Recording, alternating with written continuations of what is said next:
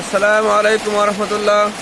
আমরা আজ গহরডাঙ্গা মাদ্রাসার কালেকশনে এসে বৃষ্টির কারণে পরিস্থিতির শিকার হয়ে আমরা প্রায় 2 ঘন্টার মতো গরুর সাথে সময় কাটাচ্ছি।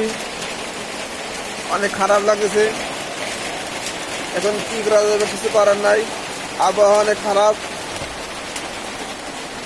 আর আমার সাথে যে ভ্যানালা ভাই, তিনি গলার ভিতরে শুয়ে রয়েছে, অনেক মন খারাপ। দেখেন,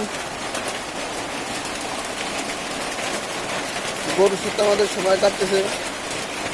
আমরা মাদ্রাসার জন্য আমরা অনেক কষ্ট করি। দেখেন, আবহাওয়া অনেক খারাপ, বৃষ্টি।